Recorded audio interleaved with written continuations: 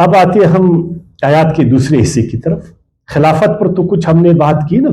میں نے کہا خلیفہ مالک نہیں ہوتا، یاد رکھنا. یہ جو ہم نے غلط ترجمہ کیا کہ انسان زمین میں اللہ کا خلیفہ ہے، اللہ کا نائب ہے، پھر اس کو ہم نے اللہ کا نائب سمجھا اور اس کی بے چون و چرا ہم نے اطاعت اپنے اوپر لازم ٹھہرا. یہ غلط ہے، اس لیے کہ قرآن کیا فرماتا ہے نا، قرآن مجید میں ہے نا، لہو ملک السماوات والارض، بادشاہی کس کے لیے آسمان زمین کا؟ صرف اللہ کے لیے. بادشاہ کون ہے؟ اللہ ہے. ہم تو بادشاہ نہیں ہیں، ہم تو خلیفہ ہے، اور ہم سب خلیفہ ہیں. ہم نے نظام کو چلانے کے لیے ایک نظم کے تحت، ایک سسٹم کے تحت ایک کو آگے کرنا. اور یہ بھی فرمایا ان الحکم الا للہ، حکم کس کا ہے؟ صرف اللہ کا ہے. پھر یہ بادشاہ کون ہوتا ہے؟ اپنا حکم پر چلانے والا، اپنے آپ کو اللہ کا نائب بنا کر. ہم اللہ کے حکم کو مانیں یا بادشاہ کے حکم کو؟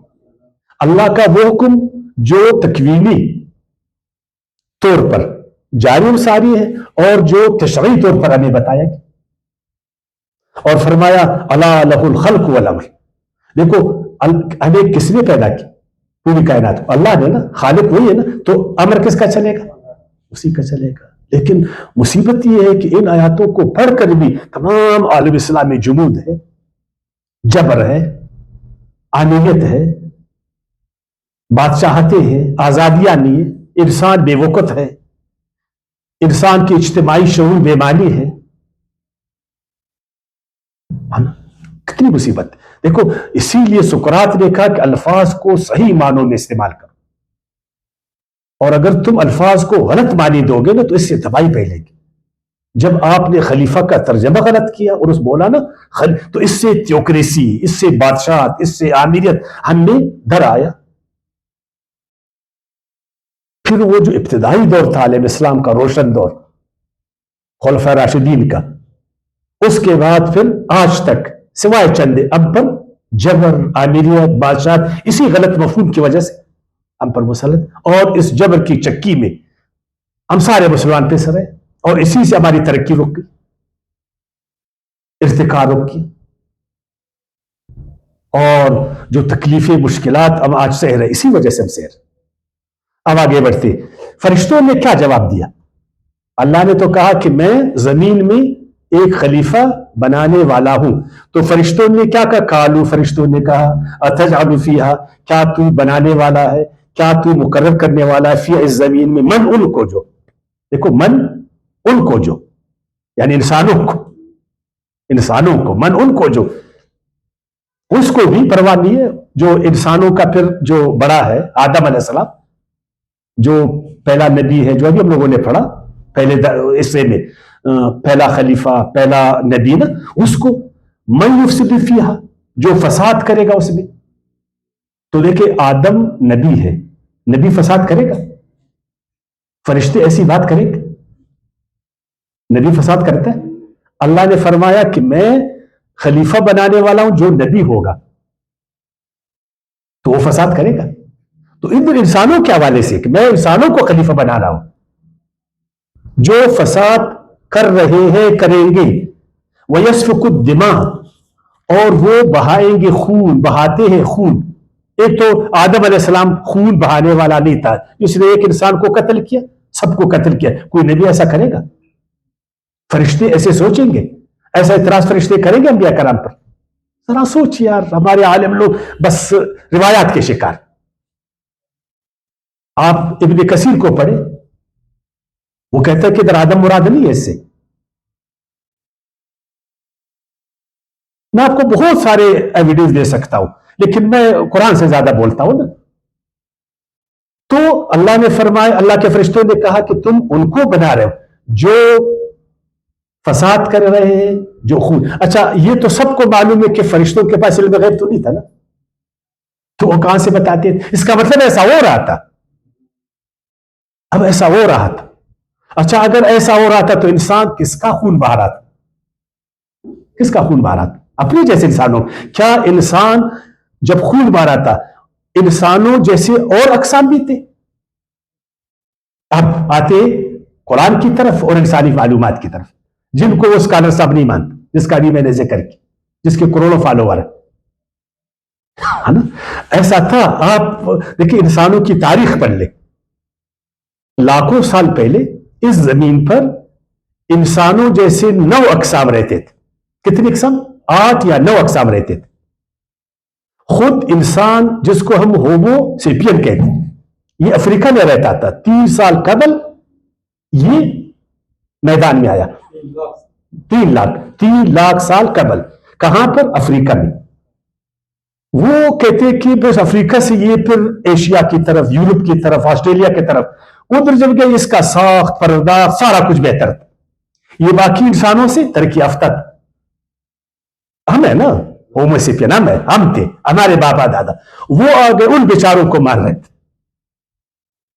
وہ جو 8 کے وہ نہیں, بلی ہے تو پھر وہ ہے چیتا ہے, پھر تیندوا ہے, ایک جیسے ہے نا, کوئی بڑا ہے کوئی چھوٹا ہے. تو اب بلی کے سامنے, چیتا کے سامنے بلی ٹھہر سکتے سب؟ تو ہومو سیپین وہ بہادر تھا, وہ علم والا تھا, وہ طاقتور تھا. وہ افریقہ میں گیا, وہاں نیندرتل جو تھے اس کا صفایا کیا, آسٹریلیا میں چلا گیا, ادھر گیا نا, آسیا میں گیا, تو ان کو خط خون بہا رہا تھا. اب جب اس نے خون بہایا, پھر سب کا خاتمہ کیا. اب زمین میں وہ خود ٹھہرا. اب اللہ نے اس کو خلیفہ بنایا, اس میں سے خلیفہ بنا. تو فرشتوں نے بولا تو ایسا کر رہا ہے, یہ آگے ایسا کرے گا. نہیں, اللہ کو علم تھا کہ ابھی یہ باشعور ہو گیا, ابھی یہ مہذب ہو گیا, ابھی اس نے تمدن کو سیکھا, ابھی اس کو ایک شریعت کی صرف ضرورت, بس اس کو نبوت کی ضرورت. اگر اس کے عقل کو, اس کے شعور کو, اس کی صلاحیتوں کو ایمان کے نور سے دھویا گیا, اس کو شریعت عطا گئی, اگر یہ شریعت پر چلا تو یہ زمین کو جنت بنائے گا. اس میں اتنی صلاحیت فرشتوں کو معلوم نہیں تھا. اس کا خیال تک اس کے ایک پہلو کو اس نے دیکھا تھا کہ اس نے ان کو کیوں ختم کیا. وہ تو کمزور تھے, وہ تو سیدھا چل بھی نہیں رہتے, اور ان کا ختم ہونا بھی ضروری تھا کیونکہ باصلاحیت تھی.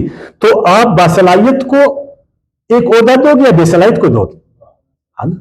یہ بہادر ہے, یہ باصلاحیت ہے, یہ باشعور ہے. تو اللہ پاک نے فرمایا کہ یہ اے فرشتوں تم کہہ رہے ہو, قالوا تجعل فیہا من یفسد فیہا ویسفک الدماء, یہ خون بہا رہا ہے, خون بہائے گا, ہے نا. ٹھیک ہے, آج بھی بہا رہا ہے, لیکن کیا حیوانوں کی طرح بہا رہا ہے؟ کیا یہ جنگل ہے؟ بعض لوگ پیش میں آ کر انسانوں کی تذلیل کرتے, انسانیت کہتے ہیں اس سے تو حیوان بہتر ہے. تو پھر جاؤ نا حیوانوں کے پاس جاؤ, پھر جاؤ جنگل میں رہو نا, پھر کیوں شہروں میں رہتے؟ اگر جنگل بہتر ہے, پہاڑ بہتر ہے, حیوان بہتر ہے, تو ہم ان کو آپ کو کہیں گے کہ پھر ادھر جاؤ نا. پھر شہروں کی طرف کیوں جاتے ہو؟ پھر انسانوں کے بیچ میں کیوں رہتے ہو؟ کیا اتنی سہولت جو انسانوں نے انسانوں کو دی حیوان دے سکتے؟ اتنی ترقی دے سکتے؟ ایسی سہولیات دے سکتے؟ وہ خدا کے بندے انسانوں میں انبیاء کرام آئے, ان میں رسول آئے, آپ اس انسانیت کی تذلیل کرتے ہو, آپ اس کو حیوانوں سے بدتر سمجھتے ہو.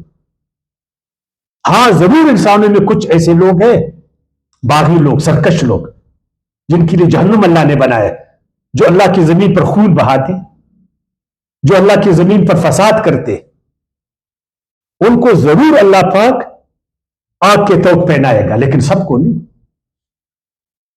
جو اس زمین میں خلافت کے پیٹرن پر چلے گا, جو شریعت کے مطابق چلے گا, جو اپنے عقل و شعور کو صحیح استعمال کرے گا, اس کے لیے پھر یہ ہے. فرشتوں کو نہیں دیا اللہ تعالیٰ نے. پھر آگے کیا فرمایا فرشتوں نے, وَنَحْنُ نُسَبِّحُ بِحَمْدِكَ, اے خدایا, اے اللہ, ہم فرشتے انسان کے مقابل میں تیری پاکیزگی بیان کرتے, تسبیح بیان کرتے ہیں. کیا بیان کرتے؟ تسبیح بیان کرتے. وَبِحَمْدِكَ, اور حمد بیان کرتے ہیں. وَنُقَدِّسُ لَكَ, اور تقدیس بیان کرتے ہیں تیرا.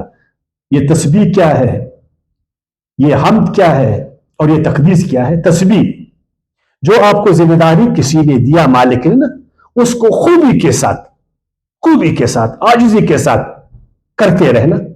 وہ تو ہم کر رہے ہیں خدایا, جو ذمہ داری اے اللہ آپ نے ہمیں دی ہے, مدبرات الامر, وہ تو ہم کر رہے ہیں, تو ہمیں دے دو. انسان نہیں کرے گا, وہ اطاعت سے نکلے گا. اور جو انعامات، حمد کا مطلب ہے اللہ کی نعمتوں کا اعتراف کرنا، اس کا شکریہ بجا لانا،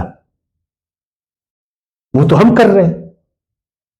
ہر جگہ اللہ تعالیٰ کا حمد ہم بیان کر، اس کی بڑائی اعتراف کر رہے ہیں. اور تقدیس کا اللہ تعالیٰ کو شرک سے پاک کرنا، اللہ کی بزرگی کو ظاہر کرنا، وہ تو ہم کر رہے ہیں. اللہ نے کیا جواب دیا ان بزرگوں کو؟ آج ہمارے بزرگ بھی جو ہے نا نمازوں سے خلافت چاہتے، معذرت کے ساتھ، کہ ہم کچھ مذہبی رسومات بجا لائیں گے تو دنیا کا خلیفہ ہم بنیں گے، کچھ مذہبی وضع بنائیں گے تو دنیا کے ہم امام ٹھہریں گے.